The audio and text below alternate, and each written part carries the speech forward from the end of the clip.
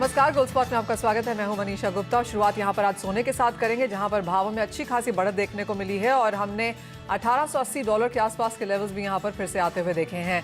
साथ ही बात करेंगे कच्चे तेल की, जहां पर इस हफ्ते भी $80 प्रति बैरल के नीचे के कारोबार कायम है।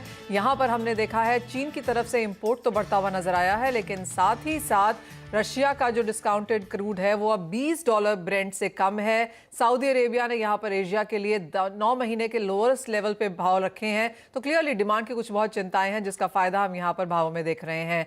साथ ही बात करेंगे चीनी की, जहां पर उत्पादन कम होने की आशंकाएं हैं। क्या है आइस्टा की लेटेस्ट खबर और नंबर्स, उसके साथ भी आपको यहाँ बात करेंगे। इन सब पर बात करने के लिए हमारे साथ जुड़ रहे हैं निर्मल बांग कमोडिटीज के कुणाल शाह, एलकेपी सिक्योरिटीज के जतिन त्रिवेदी, बीएन वैद्या एंड एसोसिएट्स के प्रोप्राइटर भार्गव वैद्या, और ब्रेक के बाद हमारे साथ होंगे आइस्टा के चेयरमैन प्रफुल्ल विठलानी। लेकिन सोने से ही शुरुआत करेंगे। अच्छी खासी तेजी और 56,000 के ऊपर किस तरफ यहाँ पर बरकरार बनते हुए नजर आए हैं। फंडामेंटल्स एंड टेक्निकल्स पहले देख लेते हैं। कुणाल, क्या देखते हैं आप प्राइसेस के थ्रू? क्योंकि अगर हम 2023 की अब तक की बात करें तो चांदी से बेहतर यहाँ पर सोने ने परफॉर्म किया है और अपने ऑल टाइम हाई से बहुत दूर अब ये नहीं है। We have been reiterating bullish bet on gold और मैं अभी भी बुलिश स्टांस से कंटिन्यू रखूंगा। ऐसा नहीं है कि कंटिन्यूअसली बढ़ता रहेगा। डेफिनेटली बीच में छोटे छोटे प्रॉफिट टेकिंग आएंगे, करेक्शन आएंगे, but overall the directional view is still bullish. ये हफ्ते में भी मुझे लग रहा है एक बार गोल्ड 80, 90, $92 तक जा सकता है। सो तेजी का ही ध्यान है। वहां से मैं रिव्यू करूंगा शॉर्ट टर्म के लिए, बट लंबी अवधि के लिए ध्यान तेजी का ही रहेगा। ये साल पूरा gold is buy at dips. और अगर एमसीएक्स की बात करेंगे, अभी फिलहाल जो एमसीएक्स पे 56,000 के आसपास जो ट्रेड कर रहा है, वो ये हफ्ते में एक बार 56,500, 56,550 तक के लेवल आपको दिखा सकता है। सो बुलिश बेट्स ऑन गोल्ड, आप तेजी का ही पोजीशन लीजिए और मुझे लग रहा है ये यहाँ से और तेज होने वाला है। ओके, तो यहाँ से और तेज हो सकते हैं सोने के भाव। ऑल टाइम हाई के करीब तो ऑलरेडी गोल्ड पहुंचा ही है 30 महीने के हाईज पर, लेकिन कितनी और तेजी और क्या ट्रिगर्स आगे के लिए इंपॉर्टेंट रहेंगे, कुणाल ने तो राय दी ही है, लेकिन हमारे साथ भार्गव वैद्य भी मौजूद है, उनसे भी बातचीत कर लेते हैं। मिस्टर वैद्य, नमस्कार, स्वागत है आपका सीएनबीसी आवाज पर। तो पहले तो आपका एक आउटलुक प्राइसेस पर ही, ऑल टाइम हाई के नजदीक आपका व्यू क्या है, क्या टारगेट्स हैं, क्या सजेशंस? नमस्कार। कुणाल ने का डिस्कशन के बाद कुछ भी अलग बोलना बहुत डिफिकल्ट है, मगर मैं भी मानता हूं कि गोल्ड में मंदी बिल्कुल नहीं है और ये प्राइस धीरे धीरे बढ़ेंगे। ये लेवल से एक छोटा सा करेक्शन, एक डिप मैं एक्सपेक्ट कर रहा हूं। वो ये वीकेंड तक आए या जल्दी आए, वो एक एक्सपेक्टेशन होगा, मगर एक बेस प्राइस हो गया है 1820 के ऊपर, और जब भी एक डिप मिले, बाय और dips and on long term basis gold में बुलिशनेस ही रहेगी। और ये प्राइस आप अभी इमीडिएटली तो नहीं, मगर 3-4 महीने में आप 1900 के करीब देखेंगे। भार्गव भाई, जिस तरह का डिस्काउंट फिलहाल यहाँ पर स्पॉट मार्केट्स में चल रहा है, उसे आप कैसे देखते हैं? और अब जो ये ऑल टाइम हाई की पॉसिबिलिटी बहुत जल्दी अब बाजार में बनती हुई नजर आ रही है। आज ऑफ कोर्स रुपया 5 हफ्ते के हाईज पर है, इसलिए हमने शायद वो होता हुआ नहीं देखा, लेकिन ऑन स्पॉट डिमांड और जिस तरह से कैश डिस्काउंट फिलहाल इंडियन मार्केट्स में है, आप कैसे देखते हैं?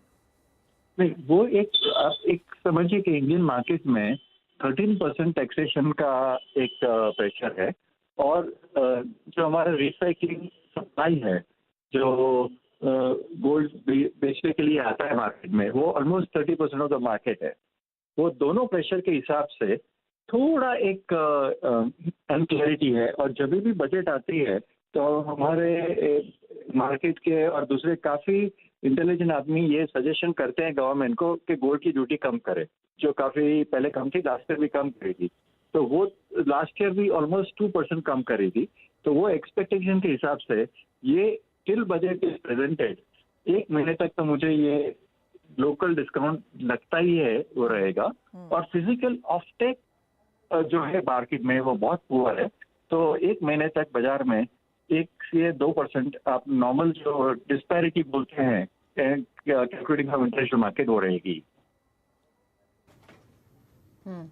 तो यानी भार्गव जी, आप फिजिकल डिमांड और इन्वेस्टमेंट डिमांड के पर्सपेक्टिव से देखें तो आपको लगता है कि इन लेवल्स पे फिजिकल डिमांड थोड़ी इम्पैक्ट हो सकती है और इन्वेस्टमेंट डिमांड कैसी आ सकती है, या क्या करना चाहिए इन्वेस्टर्स को? देखिए, ये लेवल पे फिजिकल डिमांड इतनी नहीं आएगी। इन्वेस्टर है तो उन्हें सोवरेन गोल्ड बॉन्ड या ऐसे स्ट्रक्चर प्रोडक्ट में ही करना चाहिए, क्योंकि वो उनका इनवर्ड और आउटवर्ड काफी रेगुलेटेड है और वही रहेगा। फिजिकल मार्केट में आप रहेंगे तो जब भी बेचने जाएंगे तो आपको लोकल डिस्काउंट का इम्पैक्ट बहुत ज्यादा रहेगा। सो अगर आप इंडियन मार्केट में हैं तो आप गोल्ड ETF या सोवरेन गोल्ड बॉन्ड या कोई भी ये स्ट्रक्चर प्रोडक्ट जो होता है रेगुलेटेड, उसी में इन्वेस्ट करिए शॉर्ट टर्म के लिए। ऑलराइट, यानी कि सोने को फाइनेंशियल एसेट क्लास की तरह ही फिलहाल यहाँ पर देखना चाहिए और वैसे ही इन्वेस्ट भी करना चाहिए। भार्गव भाई की यहाँ पर राय है। जतिन, सोने पे तो बात की, चांदी आप कैसे देखते हैं, क्योंकि यहाँ पर भी $24 के आसपास के रेजिस्टेंस लेवल्स अभी भी हैं।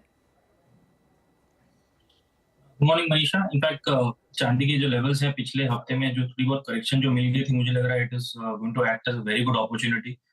जिस तरह से चांदी के अंदर वॉलेटिलिटी रहती है, और लास्ट वीक तो इनफैक्ट बेस मेटल के प्राइसेस भी रिकवर्ड रहे थे later in the half because of the Chinese economy opening up.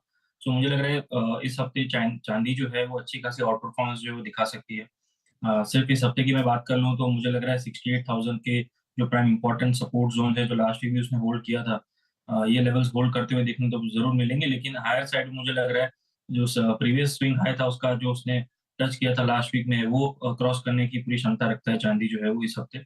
CPI के डेटा के पहले मुझे नहीं लग रहा कि कोई बड़े ट्रिगर्स हैं, तो for the next 3 days at least till Thursday evening, जब तक CPI डेटा यूएस के बाहर नहीं आते तब तक कमोडिटी जो है वो आउट परफॉर्मेंस दिखाएगी सभी अन्य कमोडिटीज के मुकाबले भी देखने जाएंगे तो यहाँ पर अपॉर्चुनिटी जो है बाइंग साइड की रहेगी। डे ट्रेडर्स के लिए अपॉर्चुनिटी है, 100-200 पॉइंट की डिप मिल जाती है तो तुरंत एंट्री कर सकते हैं। 69,000 के नीचे प्राइसेस स्लिप नहीं होने चाहिए इंट्राडे बेसिस पर। और पोजिशनली जैसे मैंने बताया जो स्विंग ट्रेडर्स हैं उनके लिए 68,000 एक इंपॉर्टेंट सपोर्ट जोन रहेगा आगे चलते हुए।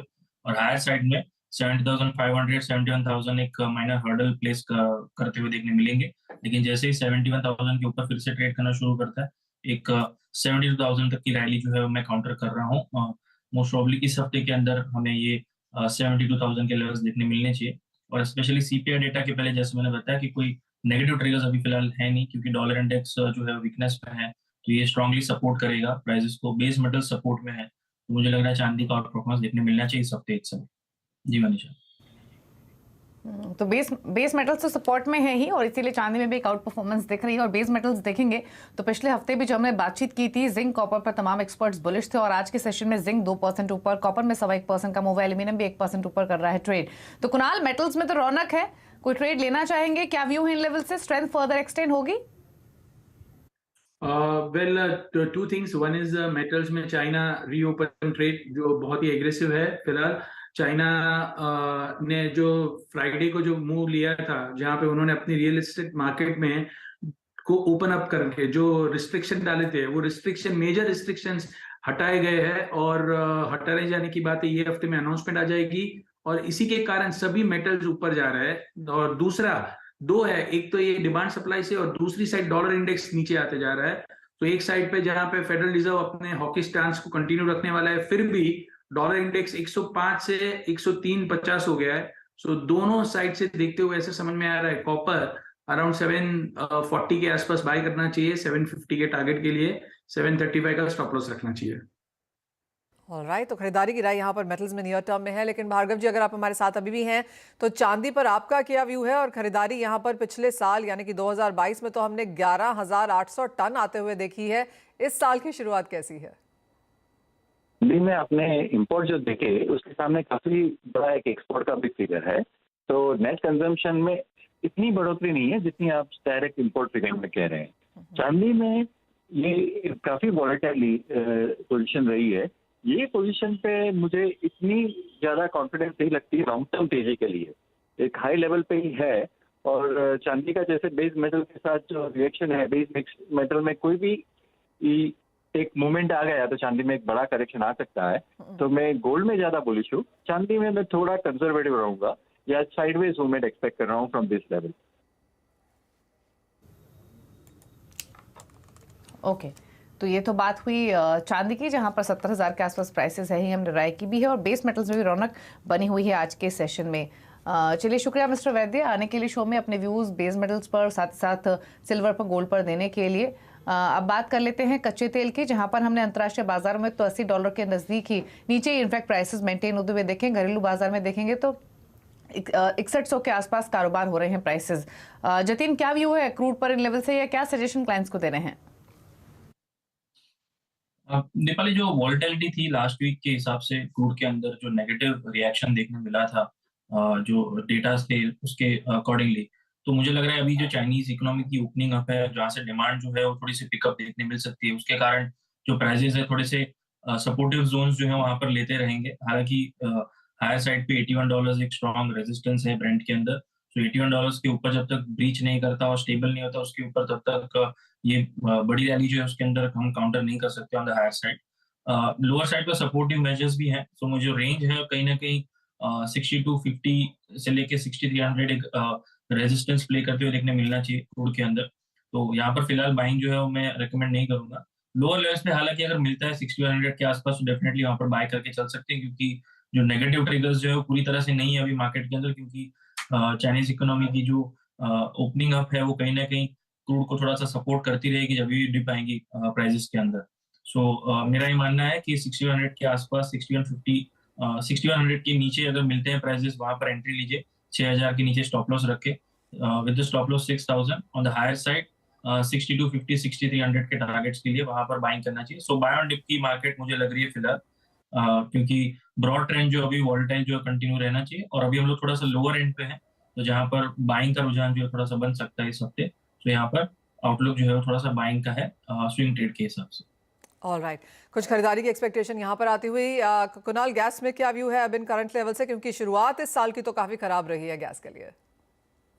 I think we've seen worse for the time being। मुझे यहाँ से इमीडिएटली कोई मेजर क्रैश या मेजर फॉल यहाँ से 298 297 के नीचे नहीं जाना चाहिए।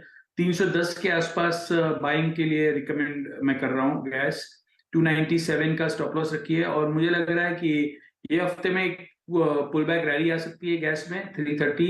कोई रीजन नहीं है, इस जस्ट बहुत ज्यादा गिर गया है, सो एक टेक्निकल पुल बैक एक्सपेक्टेड है मार्केट में, और यहाँ से एक बार 330 335 तक के लेवल देखने मिल सकते हैं। सो आफ्टर लॉन्ग थोड़ा गैस में है बाइंग इमर्ज हो सकता है, ऐसा व्यू बन रहा है। ओके, तो चलिए यहाँ से थोड़ा बाइंग आ सकती है नेशनल गैस में। प्राइसेस ऑलरेडी काफी हल्के हो चुके हैं ऊपरी लेवल से 318 के आसपास फिलहाल कारोबार करते हुए। रुकने इसी के साथ एक ब्रेक के लिए, ब्रेक के उस पार एग्री कमोडिटीज पर तो करेंगे फोकस, साथ ही साथ बातचीत करेंगे शुगर की। एक ब्रेक के बाद जल्द वापस आते हैं।